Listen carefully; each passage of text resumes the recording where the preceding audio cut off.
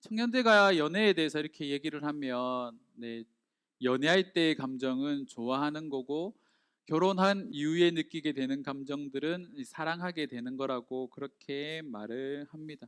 연애 기간에는 서로 좋은 점만 보고 이 사람의 단점만 보다 보니까 연애가 조금 깊어지고 나면 이 사람과 좀 계속 함께 있었으면 좋겠다. 뭐 오늘 뭐 그 다음날 뭐 만나는 약속 잡는 거 말고 그냥 매일 같이 있었으면 좋겠다라고 이렇게 생각을 하다가 막상 사랑해서 이제 사랑의 결실로 결혼이라는 걸 하게 되면 어떤 말들을 많이 할까요? 제발 좀 나가라고. 제발 좀 나가라고. 이런 말 참 많이 하게 됩니다. 같이 있고 싶어서 결혼을 했는데 막상 사랑한다고 말하고 이제 사랑의 결실로 결혼을 했는데 제발 좀 나가줬으면 하는 게 사랑이 돼버린 거죠. 이 사랑이라는 단어의 이 한자가 우리가 잘 알고 있는 애라는 단어인데 이 애라는 단어의 한자의 뜻을 찾아보니까 인정이라는 뜻이 있습니다. 그 말이 뭘까요? 사랑 안에 서로를 인정하는 시간들이 필요하다라는 겁니다. 처음에는 좋은 모습만 봤는데 좋은 모습만 보이는 게 아니라 막상 더 가까워지다 보니까 이 사람들의 단점들이 보이기 시작하는데 사람들은 그렇잖아요. 자, 나는 옳고 너는 틀렸어라고 우리가 자주 생각하지 않습니까? 나는 다 맞고 너는 틀렸으니까 네가 고쳐라고 이렇게 말이 돼버리는 거죠. 하지만 막상 고쳐집니까? 안 고쳐집니다. 그러면 그 과정에서 뭘 해야 되는가요? 인정하는 거죠. 받아들이는 거죠. 그 받아들임의 정도가 점점 깊어지게 될 때 바로 이 사랑이 저는 완성된다라고 생각을 합니다. 우리가 하나님 앞에 섰을 때 하나님의 우리의 모습을 보고 우리의 모습을 그대로 사랑할 수 있을까요? 그분은 뭐 죄가 없으시고 그분은 정말 뭐 선 그 자체이지 않습니까? 뭐 색으로 표현하면 완전 하얀 아무것도 없는 가장 깨끗하신 분이신데 그분 앞에 우리가 섰을 때 우리는 우리의 추악한 모습들 그리고 우리의 뭐 나쁜 행동들 뭐 생각에 이런 여러 가지 문제들 앞에 하나님에게 나에게 놓이게 되면 우리는 하나님 앞에 온통 얼룩투성인 존재들입니다. 그런 우리임에도 불구하고 하나님께서 우리를 지금까지 붙들어 주시는 이유는 우리를 사랑하셔서 인정해 주시기 때문입니다. 예전에 주례하시던 분들이 자주 사용하시는 멘트가 있죠. 검은 머리가 뭐가 되도록 팥뿌리가 되도록 사랑하시겠습니까? 라고 많이 물어보셨습니다. 왜 그런 질문을 하셨을까 곰곰이 생각해 봤는데 결혼을 하게 되면 좋은 점만 얘기해야 되는데 스트레스를 많이 받게 됩니다. 아까도 말했지 인정되지 않는 그런 부분 때문에 스트레스를 많이 받다 보니까 머리가 점점 휘어지는 거죠. 그래서 팥뿌리가 된다라는 건 스트레스로 인해서 머리가 하얘지는 게 아닌가라는 생각들도 한번 해보게 됩니다. 그만큼 이 사랑이라는 것을 실천하기가 어렵다라는 거죠. 우리가 지난주부터 사랑에 대해서 이렇게 살펴보고 있습니다. 아가서는 모든 것을 가진 남자가 일방적으로 아무것도 없는 평범한 여자를 사랑하게 되는 이야기인데 이 솔로몬의 사랑을 통하여서 이 여인이 어떻게 회복되어져 가는지에 대해서 우리가 초점을 맞추고 살펴보면 이 솔로몬이 이 여인에게 베푸는 사랑이 하나님께서 교회를 향해서 저와 여러분들이 향해서 베푸시는 은혜와 같은 사랑이고 우리는 그 사랑을 받은 존재로 그 사랑을 받게 되었을 때 어떻게 변해가는지에 여러분들이 초점을 맞추고 아가서의 말씀을 보시면 좋을 것 같습니다. 두 사람의 사랑을 현대적 용어로 말하면 갑인 솔로몬이 의리인 술람미 여인을 사랑하는 이야기입니다. 한마디로 은혜로부터 시작된 사랑 이야기라는 거죠. 우리가 지난주 말씀을 통해서 1장에 묘사된 술람미 여인에 대해서 좀 살펴봤습니다. 중동의 뜨거운 햇빛 아래서 포도원을 가꾸는 일을 하고 그런 일들을 통하여서 피부색은 검게 그을리기 시작을 했고 또 가족들조차도 그녀에게 뭐라 말합니까? 자신들의 일을 이 그녀에게 다 맡기면서 더 많은 일들을 이 여인이 감당하게 만드는 거죠. 그래서 가족들로부터도 인정받지 못하고 오랜 노동을 인하여서 많이 지쳐있는 그 여인에게 솔로몬이 다가와서 사랑한다고 고백하고 그녀를 자신의 신부로 삼게 됩니다. 그래서 지난주 말씀에 보면 이 여인이 자신을 솔로몬의 희장과 같다라고 표현하는데 그 앞에 솔로몬이라는 수식어가 붙는 거죠. 솔로몬에게 이 여자가 속해져 있을 때 그 여인이 솔로몬의 희장과 같은 존재가 되었다라는 겁니다. 오늘 말씀에서도 비슷한 의미에서 그렇게 말을 하고 있습니다. 솔로몬의 사랑을 받은 그녀가 1절 말씀에 보면 자신을 뭐라고 소개하냐면 나는 사론에 수선하여 골짜기에 백합화로다. 한망한 사막과 같은 그곳에서 백합화가 피어 있습니다. 얼마나 아름답겠습니까? 수많은 꽃들 사이에 이 백합화가 피어 있는 것이 아니라 그래서 모의 사막과 같은 곳에서 이 백합화가 피어 있는 모습, 어떻게 보면은 정말 이런 말 표현하면 좀 그런가요? 네, 그냥 하지 않겠습니다. 그냥 제 욕이니까 말하겠습니다. 저 같은 사람 100명 사이에 원빈 하나가 끼어 있는 겁니다. 차은우 같은 애가 끼어 있는 거죠. 네, 그런 모습으로 이 여인이 자신의 모습을 상상하기 시작했다라는 겁니다. 이 표현만 보더라도 이 솔로몬이 받은 그녀가요 심적으로 얼마만큼 많이 회복되어 있는지를 우리는 알 수가 있습니다. 근데 이 사랑이 이 여인이 솔로몬만을 사랑하는 것이 아니라 이 여인의 대답에 솔로몬이 뭐라고 하답하는지 보십시오. 2절입니다. 여자들 중에 내 사랑은 가시나무 가운데 백합화 같도다. 그 당시에 많은 사람들 중에, 많은 여자 중에 누가 가장 가시나무 같았을까요? 아마 이 술람미 여인이 가장 가시 같은 여자가 아니었을까 생각해 봅니다. 심적으로 마음의 상처도 많이 가지고 있고 외모도 그렇게 뛰어난 것 같지는 않습니다. 인정받지 못하는 자였기 때문에 얼만큼 마음속에 많은 가시들을 가지고 있겠습니까? 그런데 이 솔로몬이 그녀를 향하여서 백합화라고 말하는 거죠. 주변에 있는 사람들이 모두 다 이 여인을 향하여서 너는 가시야, 너는 가시나무와 같은 존재라고 말할 때 이 솔로몬의 눈에는 이 여인이 수많은 가시나무 중에 백합화로 보이기 시작했다라는 겁니다. 이게 사랑의 힘인 거죠. 사랑은 지난주에도 말씀드렸다시피 뭔가를 왜곡시키는 능력이 있습니다.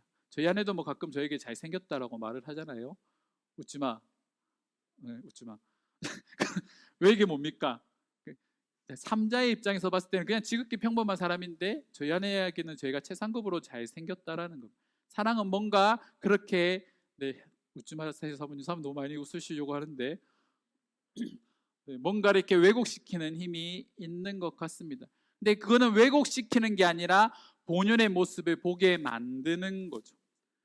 사랑이라는 것 자체가 많은 사람들이 겉으로 드러나는 모습을 사랑한다고 말하지만 이 사랑이란 건 복합적인 것이기 때문에 겉으로 드러나는 모습뿐만이 아니라 이 내면의 모습까지도 함께 어울려서 그게 완성이 되어질 때 사랑한다라고 말하는 겁니다. 겉은 알 수 있지만 속은 알 수 없지 않습니까? 그런데 결혼을 하게 되면 속도 어느 정도 알 수가 있습니다. 그렇게 제가 한 번씩 아내들한테 뻥을 치거나 거짓말을 하면 그렇게 잘 들킵니다. 귀신같이 알거든요. 남자도 조심하셔야 됩니다. 뭔가를 사잖아요. 아내들 귀신같이 그거 다 맞춥니다. 이거 어디서 났어? 선물 받았어. 구라치고 있네. 이런 거 많이 잘하거든요. 제 경험담이긴 하지만 이제는 그런 게 더 이상 통하지 않는 그런 상태가 되었습니다. 겉은 포장할 수 있고 속일 수 있지만 내면은 속일 수 없다라는 거죠. 근데 이 내면이 완전하게 드러내는 것이 바로 결혼이라는 관계입니다. 술람미 여인과 이 솔로몬이 결혼을 하게 되었을 때 이 솔로몬은 그녀가 가지고 있는 모든 것들을 다 감당하고 인정해야 됐고, 그런 인정 속에서 이 여인이 점점 자신을 꽃과 같은 존재로 여기기 시작했다라는 거죠. 이 두 사람의 관계를 보면서 생각한 시가 있습니다. 김춘수 씨가 쓴 꽃이라는 시입니다. 우리 잘 아는 시잖아요. 내가 그의 이름을 불러주기 전에는 그는 다만 하나의 몸짓에 지나지 않았다. 내가 그의 이름을 불러주었을 때 그는 나에게로 와서 꽃이 되었다. 솔로몬이 술람미 여인을 불러줬을 때 이 여인은 백합화가 되었고 수선화가 되었던 겁니다. 아무도 그녀를 향하여서 꽃이라고 표현하지 않았는데 가장 큰 권력을 가지고 있던 이 솔로몬이 그녀의 이름을 불러주었을 때 그녀는 꽃으로 승화된 거죠. 이것을 하나님과 우리와의 관계에서 한번 생각해 봅시다. 우리는 아무것도 가지고 있지 않은 존재입니다.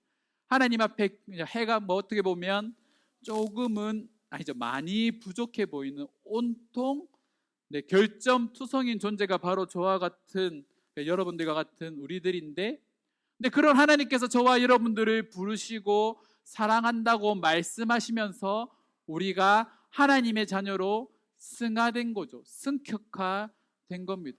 요한복음 1장 12절 말씀처럼 영접하는 자 곧 그 이름을 믿는 자들에게는 하나님의 자녀가 되는 권세를 주셨다라고 말씀하지 않습니까? 이것은 혈통으로 난 것이 아니라 오로지 하나님의 은혜로 우리에게 주어졌다라는 겁니다. 일방적으로 하나님께서 우리의 이름을 불러 주었을 때 우리가 하나님의 자녀가 되었고, 하나님의 자녀가 됨과 동시에 우리는 하나님께서 우리에게 주시는 수많은 은혜들을 누릴 수 있는 축복을 받게 되었다라는 겁니다. 그리고 그 은혜에 감사해서 우리가 다른 사람을 사랑하게 되는 것, 그것이 바로 성도, 저와 여러분들의 삶이라는 거죠. 성경에는 수많은 하나님에 대한 정의들이 있습니다. 하나님은 공의의 하나님이십니다. 정의의 하나님이십니다. 때로는 하나님 질투하시는 하나님이십니다. 이런 여러 가지 표현들이 있습니다. 하지만 성경에서 하나님에 대해서 가장 명확하게 표현하는 것이 바로 요한일서에 나오는 말씀입니다. 우리 요한일서 4장 8절 말씀 함께 읽어보겠습니다. 함께 읽겠습니다. 사랑하지 아니하는 자는 이는 하나님은 사랑이심이라. 요한이 정의하고 있는 하나님 뭡니까? 사랑이라고 말을 하고 있습니다. 하나님을요, 사랑 그 자체이신 분으로 소개하고 계시는 거죠. 하나님이 없으면 사랑이 없고요, 사랑이 없으면 하나님이 아니라고 말을 하고 있는 겁니다. 여기서 말하는 사랑은 아가페입니다. 희생적인 사랑, 헌신적인 사랑, 모든 것을 다 내어주는 사랑입니다. 우리가 사랑에 대해서 정의를 할 때 우리가 생각해야 되는 이 사랑이 무엇이냐면, 특별히 기독교의 관점에서의 사랑이 무엇이라고 물어본다면 바로 하나님께서 우리에게 베풀어 주신 희생적인 사랑이 바로 우리가 행해야 되는 사랑이라는 거죠. 그래서 아까 한문에서 말했듯이 애라는 단어 안에 뭐가 있다고요? 인정이라는 단어가 있는 겁니다. 있는 그들의 모습을 그대로 받아들이는 거죠. 그래서 두 사람이 결혼하게 되면 상대방의 모습을 뭐 하는 겁니까? 인정하는 겁니다. 그대로 받아들이는 겁니다. 고치려고 하면 고쳐집니까? 절대로 안 고쳐집니다. 저랑 아내랑 연애한 지 이제 결혼한 지 10년이 되었는데 10년 동안 서로 고쳐졌을까요? 안 고쳐집니다. 인정하는 거죠. 있는 그들의 모습을 받아들이는 겁니다. 그리고 그 가운데 뭐를 배우는가요? 참고 인내하는 법을 배우는 거죠. 하나님은 사랑이시기 때문에 그분을 사랑하는 자는 사랑을 실천할 수 있어야 된다라고 말을 합니다. 하나님께서는 실천하는 사랑으로 그분의 우리를 향하신 사랑을 보여주셨는데, 요한일서 4장 9절 말씀에 보면 우리 함께 읽겠습니다. 하나님의 사랑이 우리에게 이렇게 나타난 바 되었으니 세상에 보내심은 그로 말미암아 우리를 살리려 하심이라. 사랑이 우리에게 나타났는데 어떤 사랑입니까? 독생자를 우리에게 보내주신 사랑입니다. 그리고 그 사랑을 통하여서 우리에게 하신 게 뭡니까? 우리를 살리셨다라는 거죠. 그런 의미에서 사랑은요, 살리는 일을 합니다. 진정한 사랑은요, 누군가를 회복시키는 일을 하는 겁니다. 사랑하는 두 사람이 만나서 결혼하게 되면 저는 두 사람 간에 분명한 회복이 일어나야 된다라고 생각을 합니다. 사랑을 하고 결혼을 하게 되면 상대방이 가지고 있는 상처들을 그대로 다 떠안게 되는 거죠. 연애할 때 몰랐던 그들의 상처와 아픔들이 그대로 다 드러나게 되었을 때 그 모습을 보듬어주고 받아주고 위로해주고 격려해줌을 통하여서 이 상대방이 마음에 가지고 있던 상처가 회복되는 것, 바로 그것이 사랑의 본질이고 사랑의 능력이라는 겁니다. 하나님께서 우리를 사랑하셔서 우리를 불러주셨을 때 우리의 마음의 상처들이 회복되지 않았습니까? 나는 죄인이고 부족하고 나는 세상에 나밖에 없는 외로운 존재라고 생각했는데, 그 하나님이 나의 이름을 불러주었을 때 나는 세상에서 살아갈 새로운 소망을 얻게 되고 나아가야 될 명확한 길을 제시받게 되었을 때 우리는 지금도 하나님의 사랑을 받으며 살아가고 있다라는 겁니다. 진정한 사랑은 누군가를 살리는 거죠. 그래서 요한일서 4장 9절에서 말하고 있는 사랑의 핵심은 바로 생명입니다. 누군가를 살리는 힘인 거죠.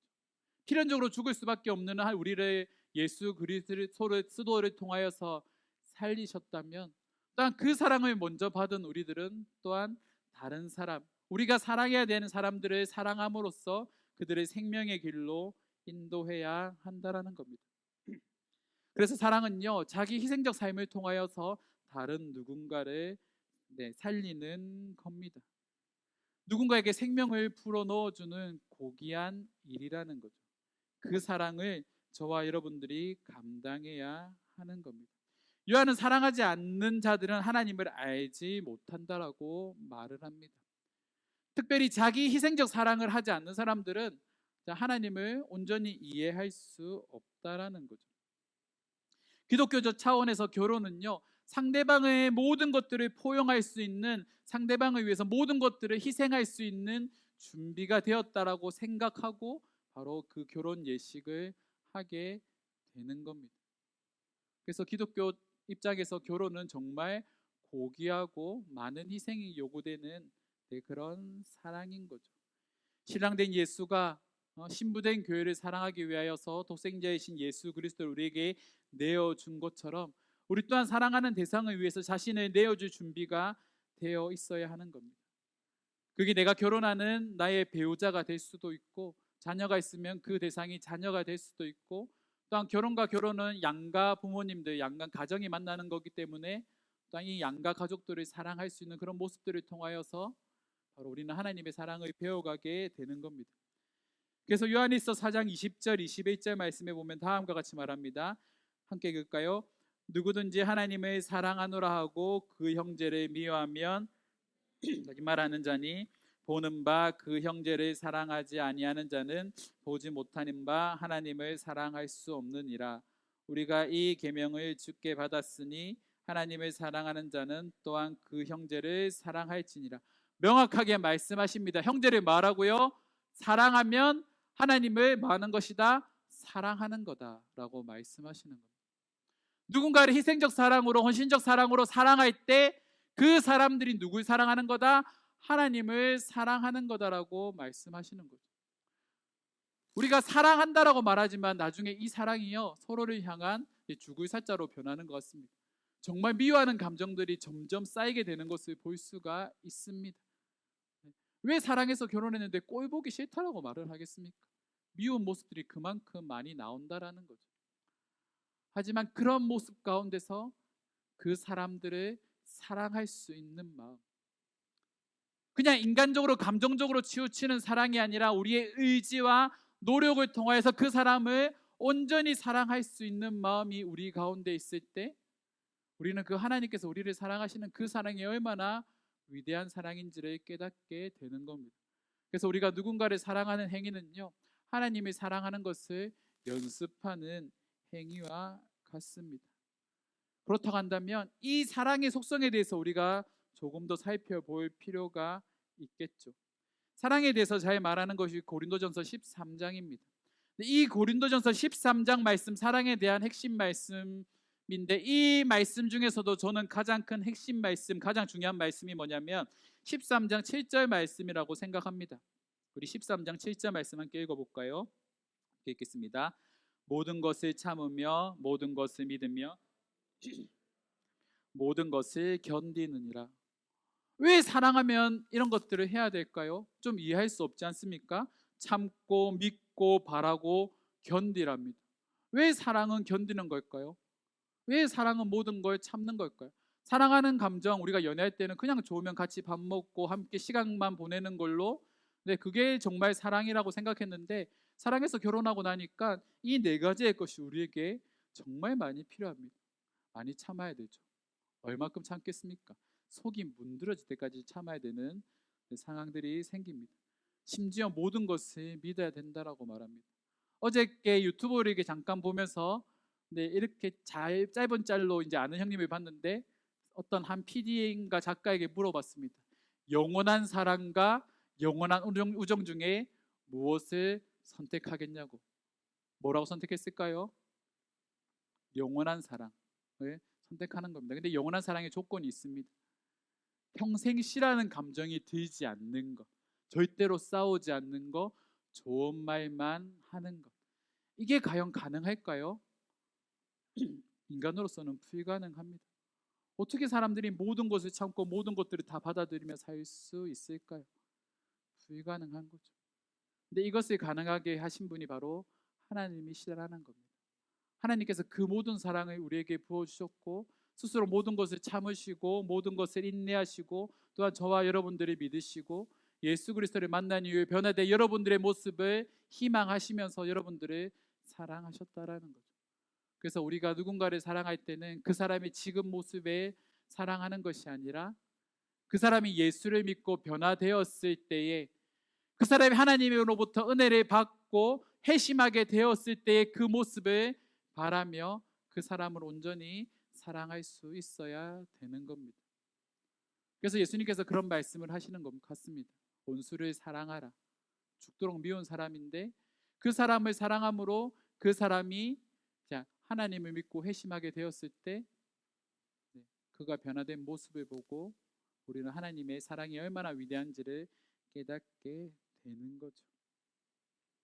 부부관계에서 여러분들 모든 것을 참고 모든 것을 희망하시면서 인내하시고 견디시면서 그분을 사랑해 주십시오. 그리고 그 사랑하는 가운데 하나님의 나를 향하신 사랑이 얼마나 위대하신지를 깨달으시기 바랍니다. 이 사랑이라는 것이 생각만큼 쉬운 작업이 아닙니다. 하나님께서도 우리를 탕자와 같은 우리를 하나님 품으로 다시 되돌리기 위해 얼마나 오랜 시간 우리를 기다렸겠습니까? 누가복음 15장에 나오는 탕자의 비유에서 탕자가 지 마음대로 살겠다고 지 하고 싶은 대로 하겠다라고 아버지 재산 받아서 먼 길을 떠나고 허랑방탕한 삶을 살아갈 때도 아버지는 그 자리에 서서 기다리십니다. 자신을 죽은 사람처럼 치부하는 이 아들의 모든 수모를 다 견디시고 그 자식을 배척하고 버리는 것이 아니라 그 자녀를 끝까지 기다리시며 인내하시고 사랑으로 품어주시는 분, 그분이 저와 우리의 하나님이 되신다라는 겁니다. 그 사랑의 깊이와 넓이를 우리가 깨닫게 된다면 우리가 누군가를 사랑하는 것 힘들지만 성도로서 마땅히 해야 되는 우리의 사명이라는 거죠. 교회가 세상을 사랑하는 것도 마찬가지입니다. 세상은 정말 악하잖아요. 이 악한 세상을 사랑하는 것, 참고 인내하고 바라고 견디고 이 세상이 좋아질 거야라고 바라면서 끊임없이 사랑을 우리가 베푸는 이유가 뭡니까? 그것이 우리가 받은 사랑이고 그 사랑이 나를 변화시켰기 때문입니다. 사랑하는 성도 여러분, 주변에 있는 사람들, 우리가 또한 이 사랑을 흘려보내야 되는 모든 존재들을 사랑하는 저와 여러분들이 되기를 주님의 이름으로 축원합니다. 그 사랑으로 죽어가는 여러 생명들을 우리가 살리는 놀라운 능력을 행하는 저와 여러분들 되기를 주님의 이름으로 축원합니다. 말씀을 정리하겠습니다. 민족 고유의 명절 추석입니다. 우리가 사랑해야 돼, 누구보다 사랑해야 될 대상이 우리 주변에 가장 가까이에 만나게 되는 그런 날입니다. 우리가 예수를 믿는 사람이면, 우리가 예수를 정말로 사랑하는 사람이면 그 사람들을, 그분들을 더욱더 사랑하는 명절이 되기를 원합니다. 그리고 그 사랑을 끊임없이 흘려보내서 그들 또한 놀라운 이 그리스도의 사랑과 그분께서 주시는 생명을 누리게 되기를 주님의 이름으로 축원합니다. 이 시간 우리 함께 기도합시다. 사랑을 주기 위해서는 사랑이 내 안에 충만해야 됩니다. 이 시간 우리 함께 기도할 때 하나님, 사랑이신 하나님을 더 사랑함으로 내 안에 이 사랑이 충만한 자가 되게 하여 주시옵소서. 나에게 주신 은혜를 내가 기억하고 그 은혜의 사랑을 내가 내 안에 간직하고 흘려보낼 수 있도록 주님을 향한 그 사랑이 더욱더 커져가게 해달라고 우리 함께 기도하며 나아가도록 하겠습니다. 기도하시겠습니다.